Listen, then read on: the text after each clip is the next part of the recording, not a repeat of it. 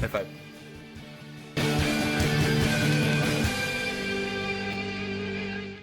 Howdy guys, welcome back. Jet Scott here, and today we're going to do something a tad bit different, a tad bit unusual, a tad bit unlike me. We're going to do kind of just a day-to-day kind of thing. So first off, we're going to start off with, we got a package in the mail from a viewer of the channel.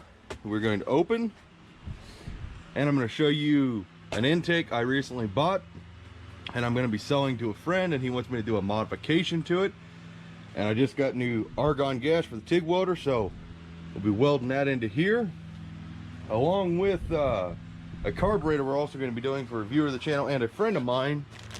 And we were building this little 4150 600 vacuum secondary electric choke Holly, but we're deleting all the choke. We're going to rebuild it completely, tune it, you know, do all the fun stuff, fancy stuff with that baby for him.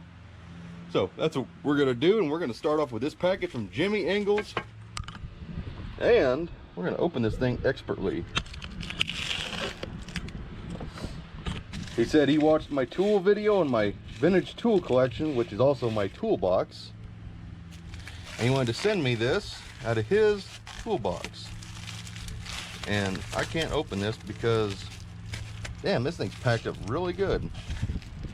You know what? I just have to set you guys down for a minute. There we go. I need both hands for this. What do we got in here? Oh my God. Jimmy, you did watch that video, didn't you? Man, oh man. Now most people are just gonna see this as a ratchet. This is my favorite brand of tool, Indestro. In fact, wow, that thing's like new. That thing's like literally new. My favorite ratchet I use, I've got one of these Icons, I've got Protos, I've got Snap-ons, my big Indestro. I mean, I got some damn good tools in here. And let me see here. Nope, not that drawer. I can't remember where I put the rest of those. But my big Indestro here, we call the wife beater. But yeah, literally my favorite ratchet. Anytime I gotta go somewhere, this is my ratchet. This is my old trusty dusty dependable. And it goes with me everywhere. In fact, this snap-on has been pushed back to the back of the box. I just don't use it. It's an older one, but he sent me another 3/8 drive Indestro. Thank you, Jimmy. I really appreciate that. This doesn't mean I'm going to start accepting gifts from everybody and opening fan mail. He caught me at the right time, and I really appreciate that, dude. That'll go with my other one. Sweet. And by the way, I always keep an extension on this one. Best way to store an extension. In fact, I'm missing a socket. Whoop. But dude, it's going in. Thank you very much for that. Now, onto this intake manifold. This is a very special intake for small block Chrysler. This is a Holly Street Dominator for a small block Chrysler 318, 340, 360. And this one was redesigned by Zora Arcus Duntov with this here balance tube out the back. And it's called the Z manifold. It's pretty damn good. He wants it for his M880 Dodge military truck. But what he doesn't want is this, which I'm guessing is some kind of heat crossover, funky majigger. It's got a passage that goes straight down to the bottom of the intake. Yeah, it's for the heat crossover. He wants me to weld that up, so I fabricated up some plates here of aluminum that you don't want to drop in your intake, and those are going to get welded in just like so, and then contoured and formed, and then we'll flat file this, be ready to rock and roll. So we're going to get to cleaning this aluminum up really good, preheating it. We'll get these welded in. I'll show you guys as we rock and roll. Let me just go ahead and state for the record, whenever you're going to weld cast aluminum to like regular sheet aluminum, any kind of other kind of aluminum, well, as a matter of fact, whenever you try to weld anything cast, you need to clean the crap out of it. And when you're TIG welding cast aluminum, your first set of welds are going to mainly, they're not welds, you're mainly just bringing all the impurities out. So it's always really tricky to weld to. And I've done several cast aluminum intakes. There's the big rat roaster intake inside the house we did a video on. And this LD4B that I'm going to soon be getting rid of, I welded up this entire flange because it was all missing. The guy The only thing I could think of is the guy read books on how to port an intake manifold, but he never finished reading the book because he didn't port the ports.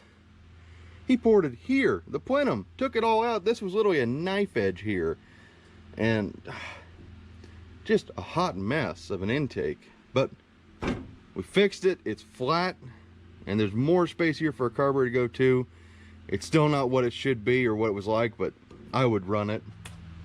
Of course, I have very low standards, but I'm gonna finish up David's intake there, and I'll show you guys more as I go. If I think of anything I need to show you, I will. Alrighty guys, so David's intake is done for now. I'm gonna let this baby cool down because she is hot. And I would love to have an analogy that goes along with hot, you know, involving like really hot women, but it's not appropriate. So literally this thing, I ain't even gonna begin to think about touching it. Had the intake molten aluminum down there, filled it in. That'll be real strong. We got some ugly spots right here. Hard to get my TIG torch in there, but this all gets smoothed out real nice. I ran the torch over it one more time, smoothed everything with the heat, blended it all with the torch itself. No stack of dimes here. And it takes away some of the cleanup work. And I personally don't care about stack of dimes and aluminum. Aluminum, I like it to be one big mass. It's got to be strong. So, like I said, we'll flat file this divider. And, well, actually, we'll flat file the entire deal. Make sure it's flat for him. Make sure he's not going to have any issues. And this baby will be ready to go out the door once I get it cleaned up, and I'll show you that. And then we're going to start working on Thomas's carburetor there here in a second. So, let's keep going. Alrighty, and David's intake is done. We flat filed that, gave it a new surface. There's some scratches, pretty deep scratches inside the intake plenum here, but we got most of those shined out, and we shined that baby up real good. Really nice. We filed this round right here. It's got a little dip right here, but did that on purpose. So you ought to be pretty happy with that. Now we're done with this. We're gonna start digging into Thomas's carburetor. We got to wait on a kit, so we may not, you know, show the final unveiling of how to rebuild this. I've got videos on how to rebuild Holley carburetors. I'm gonna show you the mods I'm gonna do to that. So let's get to work on it. So on Thomas's carburetor, I already still got the front float balls, but see, I got it written on my plastic bag here. It ran rich. We're gonna knock it down about 3 jet sizes, and we're gonna do some racing modifications because this is off of I think a 79, 80 something Camaro. So it's got to be a race car, and it's got a really badass 305 bone stock, as you know from Chevrolet. A 305 is a freaking race engine. That thing makes 1,000,000 horsepower, especially when you got a mullet flapping in the wind and you got a cold beer and your sister right next to you as you're going. Don't actually, you know, get that image in your head, please. But anyways, we're gonna shave the choke horn off only because chokes are for quitters. We don't need this electric choke anyways, so we're removing that anyways.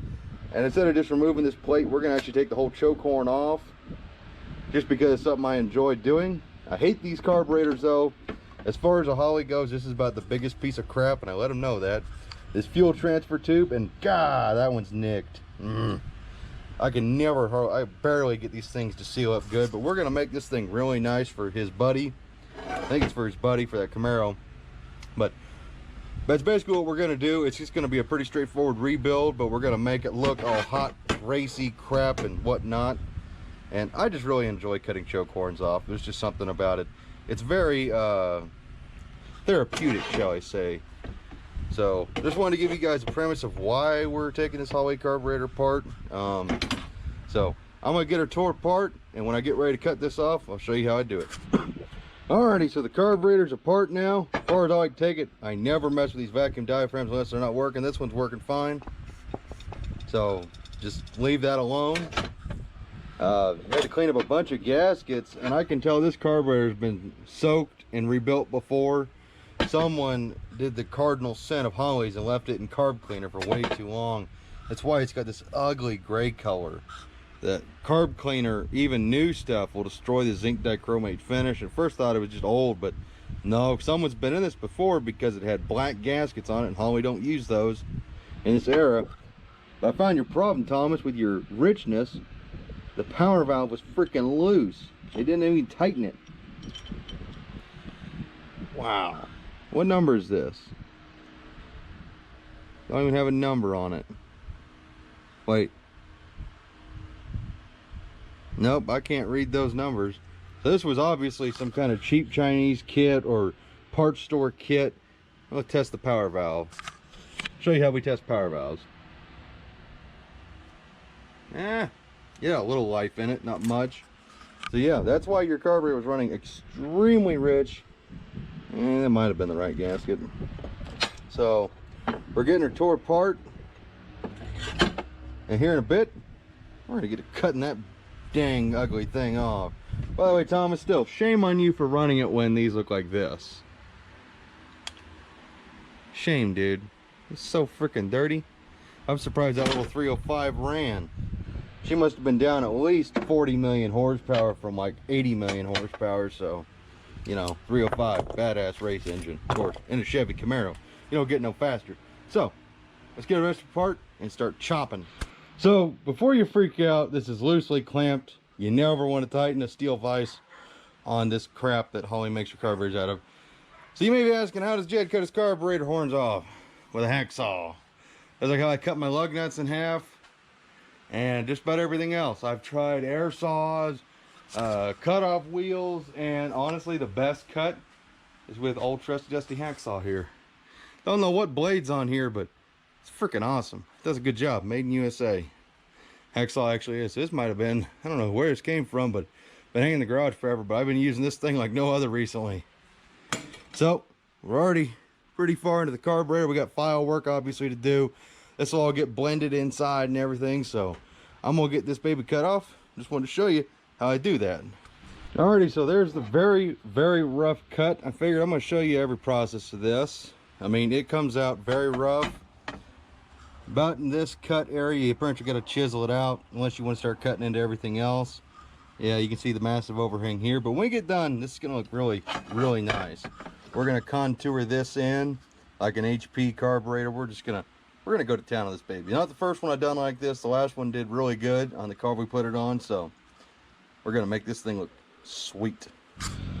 Alrighty, well, Thomas's carburetor body is mostly done. We shaped and contoured it. You know, everything's done by hand here, so no fancy machine crap here, but last time I did something like this, worked very well. We went ahead and shortened the front, I went blank. Vent tube. Shortened it, kind of made it symmetrical to the other one. Try to make it look nice. So now all we got to do, order a kit, get this casting cleaned up like no other, because it is butt freaking ugly, and I ain't letting that leave here like that. And you know, these fuel bowls, look at that, just nasty. So these all get cleaned up, and I'll show you when they're clean, but we ain't got time to wait for a kit to show up, so I'll show you when it's clean. Alrighty guys, so that's Thomas's carburetor, what it's gonna look like when it's done. I just slapped it together so that way I can store it and not lose any of the parts. We cleaned the throttle blades. Okay, we didn't clean this side as good. We still got some cleaning to do on the brass secondaries, which is kind of weird. Never seen brass secondaries. We've just got a power valve protector, so I ought to protect it. We got it cleaned it really good up here. Smoothed all this crap out. Ought to flow a little bit more air. I'd do pretty good. Polished all the bolt heads, cleaned them up really nice. Yeah, the transfer tube, forgot to put that in there with the gasket, so I'll just leave it in there for now. But when we do our kit, you ought to be really happy with this. I mean, it's not a performance carburetor, it's not even a good Holly in my mind, but you know what, it's what he's got, and it'll make that 305 run pretty decent, so hopefully it'll perform for him like I believe it will. But there's that Holly carburetor, and it's about 5:30, 6 o'clock. That's pretty much typically a day in my life here at Scott's Speed Shop. As you see, you know, like David's intake, who was supposed to come pick it up today, he'll be here tomorrow to pick it up. And I'll probably be out here for another hour or two, so just wanted to give you guys a quick rundown, you know, kind of day in my life. You know, had a lot of phone calls today, had a lot of crap happen. Still ain't got to order the parts I need to order, but just want to show you guys what it's like. Normal day here. Anyways, hope you guys enjoyed just a little glimpse into my life. and hope to see you guys in the next one as we continue to work on all the funky cool project cars. Jezebel, the blue 70 Ratty Charger, the Yard Dart, my 66 Dart GT we rescued from the Life of a Derby car, and all that fun stuff. You guys don't know, Jezebel, my pile of crap blue Charger, the Yard Dart, the Javelin. Let's walk out there. Boom. Okay, now we're out here. Sweet. This for anybody who's forgotten about what these cars are. This is our 66 Dart. We built the 273. It's under the hood. This car is getting a 4-speed swap. Actually, I just drove this yesterday. Damn good car. My 68 factory 4-speed 343 Javelin. By the way, I do have a tarp coming for this car because this car needs to be covered when I'm not driving it. My high school car, my 73 Satellite with a 451 stroker and a homemade 6-pack similar to Jezebel. This car needs a wiring harness, and that's why you don't see it. The dash has been on fire twice. Well, the under dash, wiring harness, the previous owners were meth heads, and they did some of the worst wiring jobs in the world. In fact, the only way to start the car is with push button and a toggle switch. And I refuse to touch this car as far as ignition, starting it, until that wiring is replaced. No more patch jobs, no painless kit. It's going to be a factory harness that goes in this car. Chris Birdsong, 67 Fastback Mustang. Still sitting here, waiting on you, Chris. Oh, dirt track car, by the way. There's video on this car. And a buddy of mine, 68? Oh, 71 Cutlass. I was thinking about my buddy Marty, his 68 badass black Cutlass. By the way, plug for my friend Marty, Useful Entertainment. Go check him out. We need to get a fire lit up under his ass, get his 4-speed swap done in that 455 and a 68 Cutlass. We'll dig that car. But there's stuff coming with that thing. And of course, the fabled 68 Hemi RT of my dad's that is covered up. But hope you guys enjoyed this one, and put you on this side. Hope to see you guys in the next one. As always, take care and bye-bye.